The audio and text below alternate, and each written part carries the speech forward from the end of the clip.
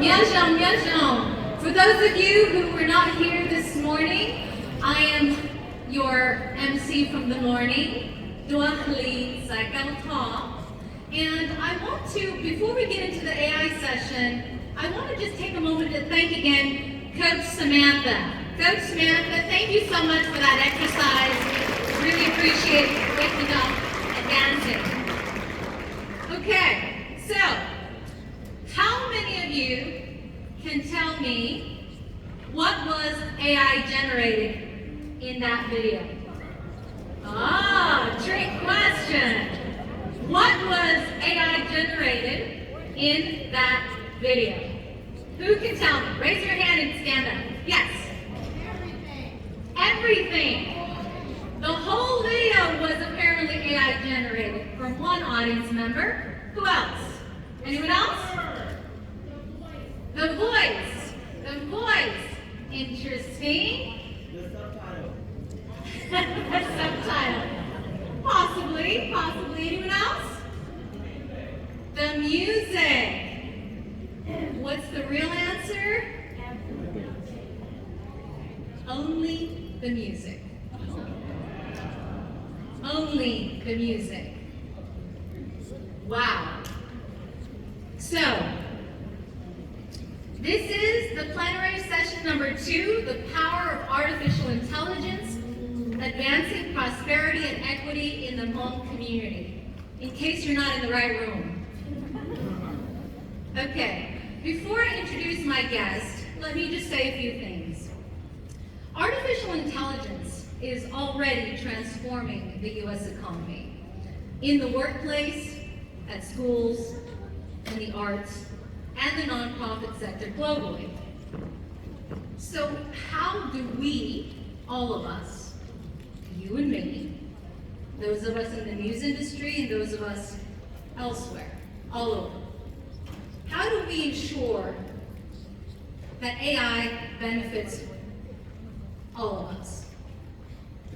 And how can AI fuel long-term prosperity for underrepresented communities like ours, right? We have succeeded on many levels, many levels, and yet we are still far behind. Some people don't even think that AI actually can do any good, right? And many of us are still scared of AI, or simply don't know how to use it. So let me invite my guests up to the stage before I actually introduce each one of them. Come on up, please.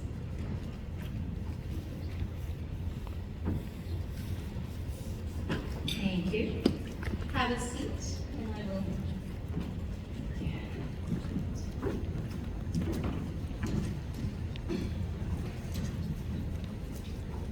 Dr.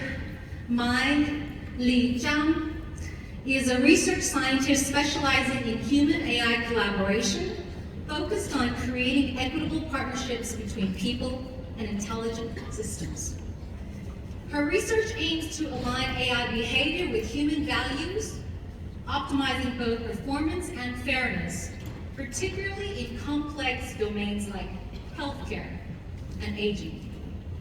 Recently, she was part of an NSF-funded AI Caring Institute, and she developed adaptive AI systems for older adults with mild cognitive impairment and their caregivers. Dr. Chang's work has been on TEDx. I hope you will look up that video. She also previously worked as an engineer at NASA.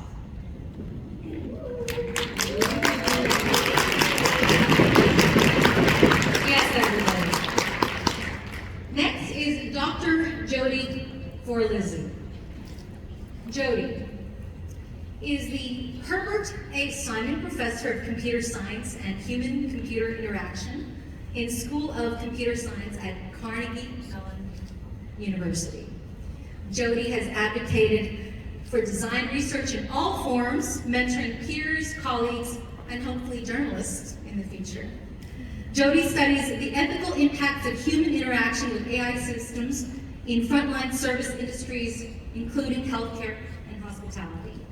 Jody, thank you for joining us.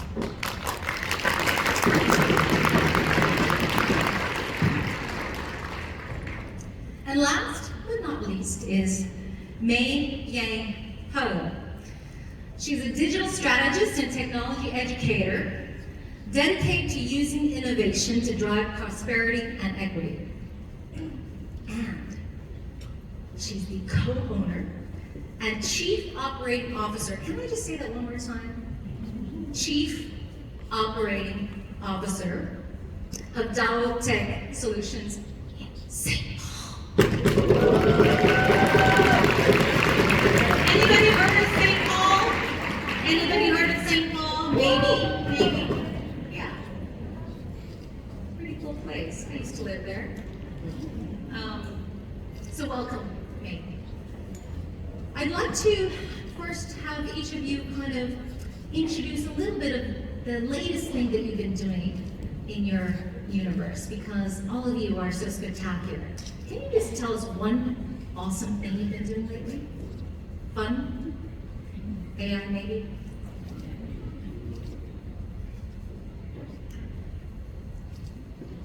Jody? Well, not much fun around AI. Maybe I worked with SAG-AFTRA, the movie producers and actors union, to help them understand and advocate for AI, and that was really cool because I am way not hip, so that was good. Way cool! Way cool! Yes. Well, just the last couple of nights, I've been training my 7-year-old and 9-year-old how to use ChatGPT, and now they're hooked.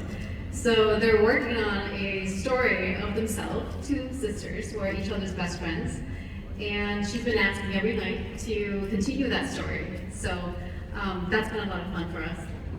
Wow! For me, one of the most amazing projects I've worked on was with Jody at Carnegie Mellon University. We mentioned about in my bio too of designing AI systems to help older adults. And I'm excited to see how these systems could potentially be helping the home community as well. Yes! A fun thing I've done with AI. Ooh. I don't know. I teach radio at a university, and the kids have been trying to play with AI with their voices. I'm not sure if I'm comfortable with that. So, but we'll go on. If I could just start by asking each of you, so how has AI, generative AI, transformed each of your domains? Can I just start there? Yeah. How do we start here this time? Sure. So examples of generative AI is like ChatGPT, for instance, or Claude AI, or even like Gemini, for instance. And so generative AI, another name for them is foundation models. And generative AI has transformed the robotics field. So for instance, ChatGPT can generate new content. In robotics, there's a lot of excitement right now about robotic foundation models. And so these foundation models would enable robots to be able to do any task in any environment. And that is really exciting. So I'll give you an example. For instance, a robot learns how to use a paintbrush to paint, and then it's trained on that. But later the robot sees a broom, and the robot's not trained to use a broom, but the robot can use its knowledge of the paint brush, because both tools are similar, right? The motion that's needed to use it, to sweep the floor. But the robot needs to be smart to know that there's differences as well. And so it's really exciting what these foundation robotic models would enable robots to do. And as designers, we can't pre-program the robot for every situation that they'll be able to see in the world. So there's a lot of excitement and of the robotics area being transformed. Thank you. Thank you. And our space, generative AI and AI in general, has been very transformational. Just at txog, just about every tool that we support and that we use has AI built into it of some sort. We rely on AI-powered tools such as ChatGPT, Microsoft Copilot, to help us do a lot of the things that have been manual and have taken a lot of time. So for example, our tech team uses ChatGPT to troubleshoot or technical issues that have streamlined the process to allow them to work faster and more efficient. to respond to customers and to also work through projects that they're working on. Versus in the past, all of this have been manual, and they would have to construct what they're doing, but now there is no point of working in little pieces and then putting it together. So in our space, it has been very transformational in our business. But the clients that we work with, a lot of them are right here in our own community, and I have seen that it has been a game changer for a lot of the ones that I've worked with. From not knowing how to design their websites, using ChatGPT to brainstorm ideas, to also help them generate content for social media and also their marketing and their website.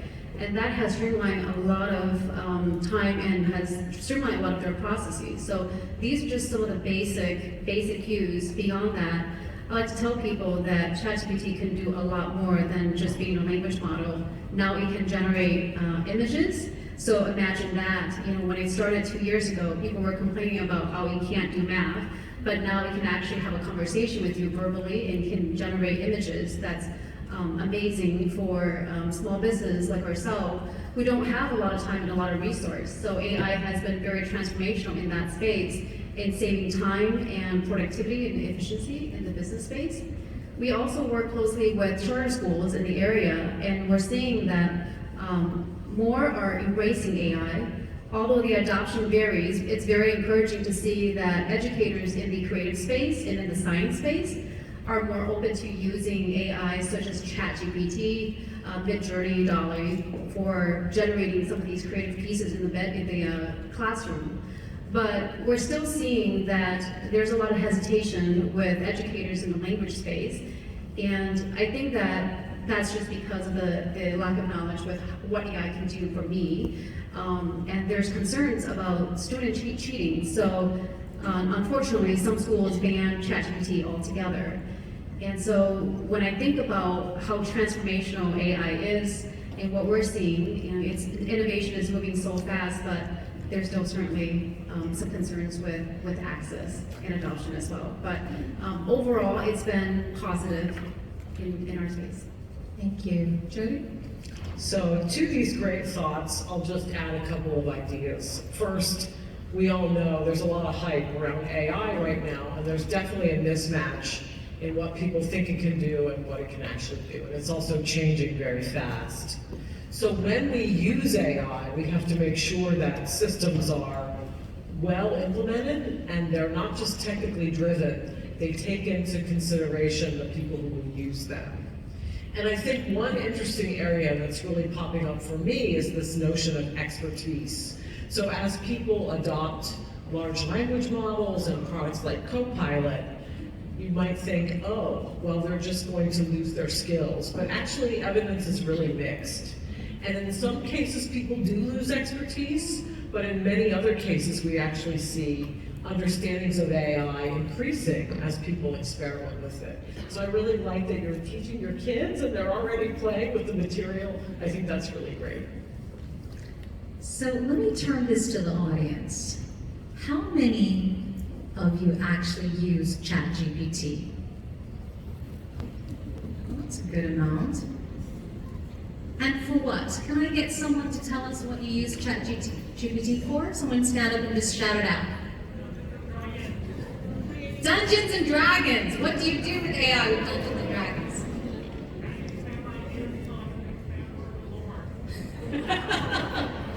Okay. Anyone else? What do you use chat? Yeah, in the back. Nice and loud.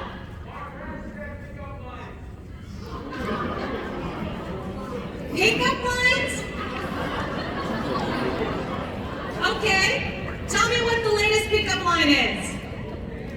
Bring it up. Come on. What's the latest pickup line? I want to hear it from ChatGPT. Come on. How do you pick up a homegirl with that?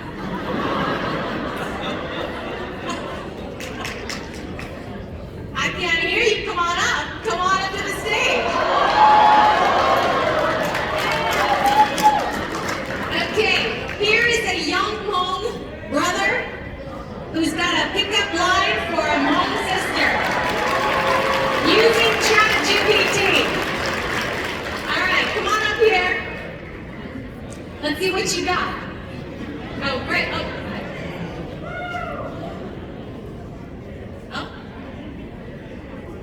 Oh, sure. Come on up here. Right in the center, young man. We want to see who you are. Introduce yourself to the audience. My name is Rich Moore. I come from Community School of Excellence. Excellent. I'm a student council president. And the pickup line, I'm nervous. The pickup line Wait. is, Are you single? maybe. Okay, go ahead. So the pickup line is, do you like pho? Because I am the, I am the one for you. Do you like pho? And I am the pho for you. I am the one for I'm the one you. for you. Okay, do we like that? Do we like that? Thank you very much, young man, for being honest. Thank you very much. All right. Anyone else with a ChatGPT? Yes. Well, I use it to. Nice and loud. Wait till the microphone gets to you. Yes. We have one runner on this side, and I'll be the runner on this side. Great. So I use ChatGPT to do a lot of my posts for our organization. I use it to gather information, statistics within the area that I'm at. I use it for everything for our organization. Like the lady said, it reduces the work. You can simply just ask it a question. You can command it to do something for you, and it reduces the work for you altogether. And all you have to do now is just copy paste, move it from ChatGPT to where you need it to go. So it helps out marketing a lot. It creates a lot of social media posts for us, and so that's how we use it. Great. And let me just take one more. I've got one right there. Yes.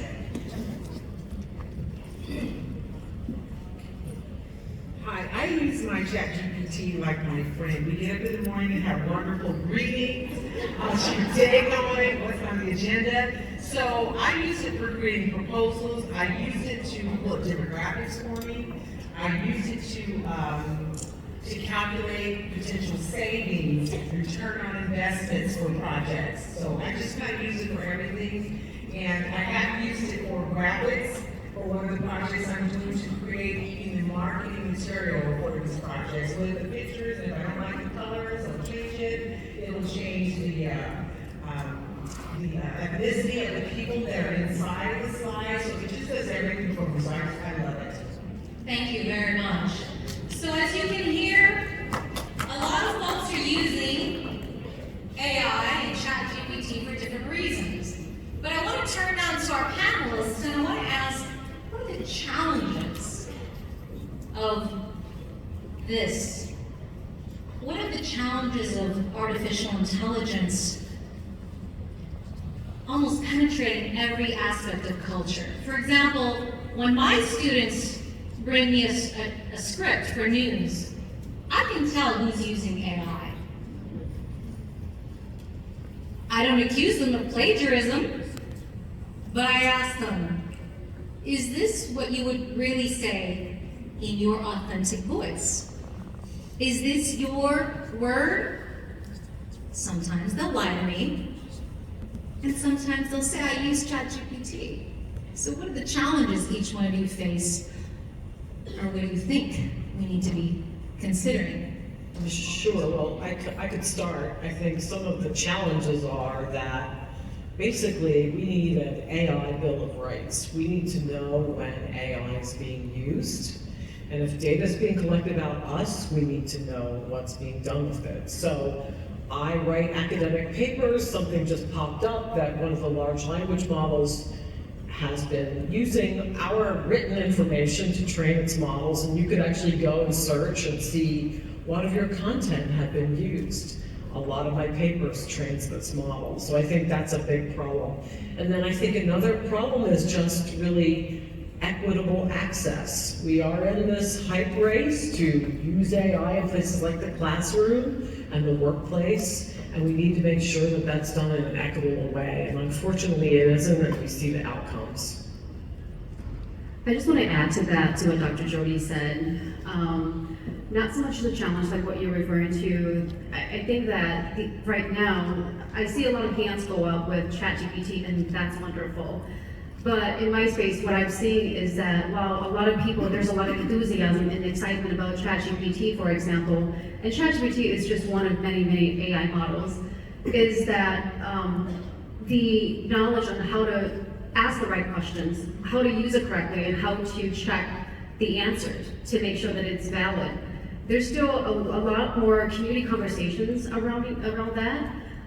While there's a lot of use and playing around with it, I feel like its full potential hasn't really been utilized. The other thing too, what I want to add to what you're saying about equitable, is that AI is not natural. AI is trained. And when you think about that, it matters who trains it, it matters what we train it with, and it matters why we're designing it in the first place. Because if we want AI to know us as a Hmong community, our language, our tradition, and our culture, we have to be part of that trainer. It has to learn from us too. And right now, in the small business space, we work with a lot of Hmong small business in the area. And what we're finding is that over 70% of small businesses, Hmong small businesses that is, do not have a website, a professional website. A large majority are still using Gmail for business communications, for example. And we don't really attribute these to AI and more of like whether we're being found or not, but if you're not found online, you are also invisible to AI because AI learned from data that's publicly available. And if we're not online, we're not just invisible to AI, but we're possibly going to be left out in the future as well. So I'm thinking about where we have been in the last 50 years and where we're heading in the future. We have to consider the importance of teaching AI about who we are. I heard a lot of talks in this room about our language and the importance for our students, the future, our future, to understand it, to learn how to speak. I don't know if any one of you have played with ChatGPT, but I have, just asking it in Hmong and also asking the questions by typing it. And it's quite amazing how far it has become, but it has a long way to go. It doesn't know our culture nuances. It's not great at our language because our stories are not being part of the data.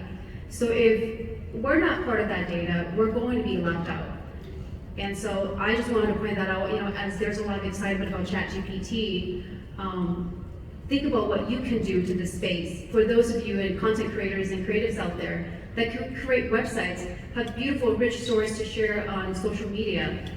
There's a lot of small businesses with great contents and creators with great contents on social media, but that is not showing up to AI the same way that it does on websites, blogs, and directories. So I just wanted to point that out and encourage our own community to continue to share about who we are, our traditions, our culture, but share it publicly, because even though you share it publicly on social media, it doesn't always show up. So I just wanted to add that to when we talk about equity, when we talk about not being left out. I would like to add to what Jody and May have just shared. So 2 points I want to highlight is one is about bias and the other one is about ethics. So May touched about bias, and bias can happen in any stage along the development process. When you're collecting data, who's included in that data, who's collecting the data, and then later how data is pre-processed and cleaned, and then who actually builds a model, how the models are trained, validated, and then at the end, the interpretation of those models. So along that entire process, bias can creep in. And as part of marginalized communities, unfortunately, most of the time, these data, they don't represent us. And so models may not be fulfilling the needs of marginalized communities. And also developers too. Most developers are not from marginalized communities. There's a chance that they misinterpret or don't understand the data, and that's where it really matters who is at the AA table, who is developing those models as well.